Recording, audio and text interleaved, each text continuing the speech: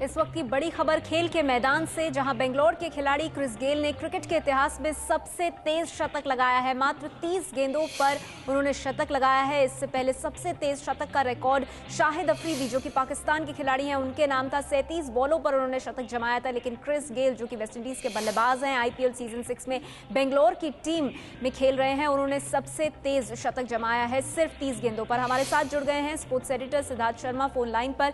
सिद्धार्थ, यूं तो जाने माने तूफानी बल्लेबाज हैं क्रिस गेल, लेकिन ये नया उन्होंने रिकॉर्ड बनाया जहां सिर्फ 30 गेंदों में शतक लगाया। अब तो ये सोचना जो है वो समझ में नहीं आता कि क्या सोचा जाए कि अब कैसे और कौन से रिकॉर्ड जो है टूट सकते हैं जब क्रिस गेल जैसा बल्लेबाज बैटिंग कर रहा हो। अपने होम ग्राउंड पर खेल रहे हैं चिन्नास्वामी स्टेडियम में। 11 छक्के 8 चौके 330 के करीब जो उनका स्ट्राइक रेट है।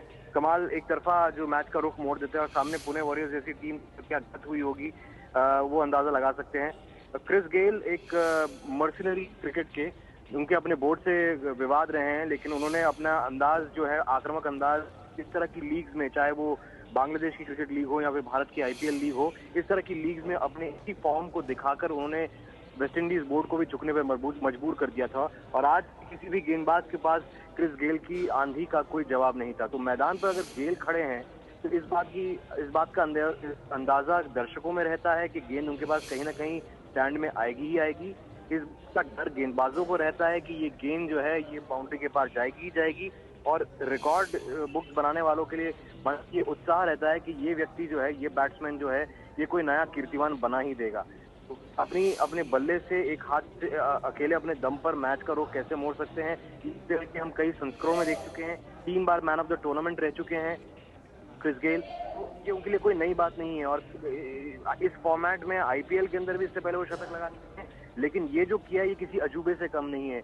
ये दांतों तले उंगली दबाने का जो रिएक्शन होता है ना, ये आज क्रिकेट के हर पंडित की जो है उंगली जो है उसके दांत के तले दबी होगी। ये जिस तरह से इन्होंने धुनाई की है पुणे वॉरियर्स के गेंदबाजों की। जी बिल्कुल, जैसा आपने कहा, किसी अजूबे से कम नहीं है। और सिद्धार्थ, इसके साथ ही बेंगलोर की टीम के लिए, जब से आईपीएल खेल रहे हैं, बेंगलोर की टीम के लिए किसी वरदान से कम नहीं है क्रिस गेल, क्योंकि जैसा आपने कहा, ऐसे बल्लेबाज हैं जिसका तोड़ शायद किसी और टीम के गेंदबाज के पास शायद ही हो।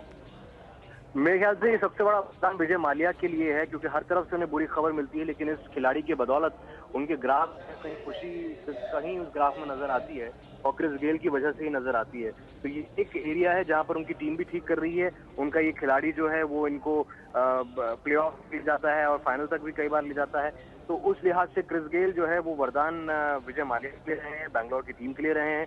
और एक अच्छा स्क्वाड है, लेकिन बैटिंग को लेकर हेवीली डिपेंडेंस जो है फॉरेन प्लेयर्स पर कही जाती थी। लेकिन अगर शुरुआत ऐसी मिले तो फिर इस बात की चिंता नहीं होती। मिडिल ऑर्डर में आपके पास जो यंगस्टर्स हैं, जो लोकल यंगस्टर्स हैं, वो उतने मजबूत नहीं है।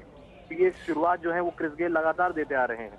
और गिनती के दुनिया के जो सबसे खतरनाक बल्लेबाजों की सूची है उसमें सबसे ऊपर क्रिस गेल है। और वेस्टइंडीज के खिलाड़ियों में जिस दौर में खिलाड़ियों का बोलबाला रहता था, अब वो दौर नहीं रहा जहां पर वेस्टइंडीज के खिलाड़ियों का नाम याद रहे। लेकिन क्रिस गेल का नाम कोई भूल पाए, ऐसा उन्होंने अपना नाम जो है वो दर्ज करा दिया रिकॉर्ड बुक्स के अंदर।